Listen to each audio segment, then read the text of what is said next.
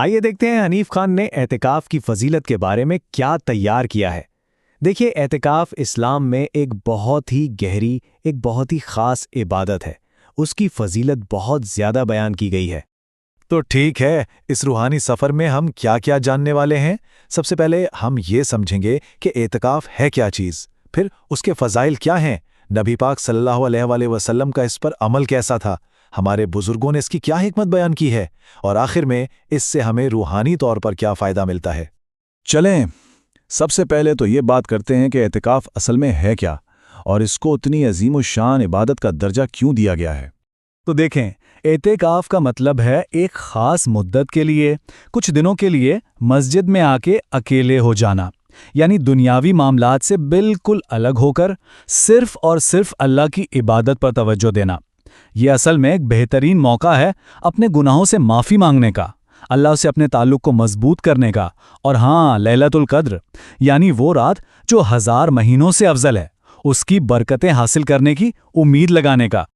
اچھا، اب آگے بڑھتے ہیں اور دیکھتے ہیں کہ حدیث مبارکہ میں اس عبادت کے کیا فضائل بیان کیے گئے ہیں، کیونکہ نبی اکرم صلی اللہ علیہ وسلم کے ارشادات اس عمل کے جو انعام ہیں نا، ان پر ایسی روشنی ڈالتے ہیں کہ انسان حیران رہ جاتا ہے۔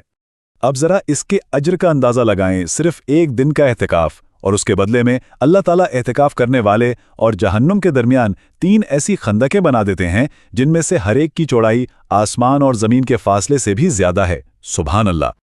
اور جب رمضان کی بات آتی ہے تو اس کا ثواب تو کئی گنا بڑھ جاتا ہے۔ کہا جاتا ہے کہ رمضان کے آخری 10 دن کا جو اعتکاف ہے اس میں 2 حج اور 2 عمروں کا ثواب ملتا ہے۔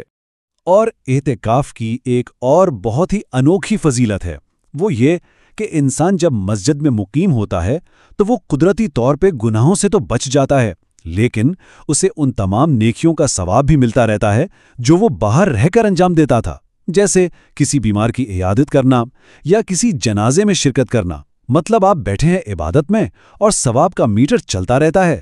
اعتکاف کی اہمیت کا سب سے بڑا ثبوت تو خود نبی کریم صلی اللہ علیہ وسلم کی ذات اقدس ہے اور ان کا اس پر مسلسل عمل کرنا۔ آپ اندازہ کریں کہ مدینہ تشریف لانے کے بعد سے لے کر وصال تک آپ صلی اللہ علیہ وسلم نے رمضان کے آخری عشرے کا اعتکاف کبھی ترک نہیں کیا، کبھی بھی نہیں، حتیٰ کہ جس سال آپ صلی اللہ علیہ وسلم کا وصال ہوا اس سال تو آپ نے اسے 20 دن تک بڑھا دیا تھا۔ اور یہ جو اتنی گہری پابندی تھی نا، یہ ہمارے ابتدائی اسلامی علماء پر بالکل واضح تھی۔ انہوں نے اعتکاف کے بارے میں بہت ہی احترام کے ساتھ گفتگو کی ہے۔ مثال کے طور پر امام عطا نے کیا خوبصورت مثال دی ہے۔ وہ فرماتے ہیں کہ اعتکاف کرنے والا بالکل اس شخص کی طرح ہے جو کسی بہت بڑے بادشاہ کے دروازے پر جا کر لیٹ جائے اور کہے کہ میں یہاں سے اس وقت تک نہیں ہٹوں گا جب تک میری حاجت پوری نہیں ہو جاتی۔ مطلب بندہ اللہ کے در پر پڑ گیا ہے کہ یا اللہ میری مغفرت فرما دے۔ اور اسی طرح عظیم عالم امام زہری نے تو اپنی حیرت کا اظہار کیا۔ انہوں نے فرمایا کہ مجھے لوگوں پر تعجب ہوتا ہے کہ انہوں نے اعتکاف کو کیسے چھوڑ دیا، جبکہ رسول اللہ صلی اللہ علیہ وسلم نے تو اس عمل کو کبھی بھی نہیں چھوڑا۔ لیکن یہاں ایک بہت ہی اہم نقطہ ہے جسے سمجھنا ضروری ہے۔ حضرت ابن عباس رضی اللہ تعالیٰ عنہ سے منقول ہے کہ اپنے کسی بھائی کی ضرورت پوری کرنے کے لیے چلنا 10 سال کے اعتکاف سے بھی بہتر ہے۔ اس سے پتہ چلتا ہے کہ اسلام میں جہاں ذاتی عبادت ضروری ہے وہیں دوسروں کی خدمت کی کتنی زیادہ اہمیت ہے، ایک توازن ہے۔ اچھا، یہ تو ہو گئے وہ اجر و ثواب جن کا ذکر ملتا ہے، لیکن اس سے بھی بڑھ کر اعتکاف کا جو اصل مقصد ہے نا، وہ ہے ہماری اندرونی، ہماری روحانی تبدیلی۔ تو اس کا مقصد کیا ہے؟ پہلی چیز، دل کو صرف اور صرف اللہ سے جوڑنا۔ دوسری بات، مسجد ایک قلعے کی طرح بن جاتی ہے جو ہمیں شیطان کے وسوسوں سے محفوظ رکھتی ہے۔ پھر تیسرا، آپ اللہ کے مہمان بن جاتے ہیں، اس کے گھر میں حفاظت اور سکون پاتے ہیں۔ اور چوتھی اور سب سے اہم بات، آپ کا ہر لمحہ عبادت بن جاتا ہے، یہاں تک کہ آپ کی نیند بھی عبادت میں شمار ہوتی ہے۔ تو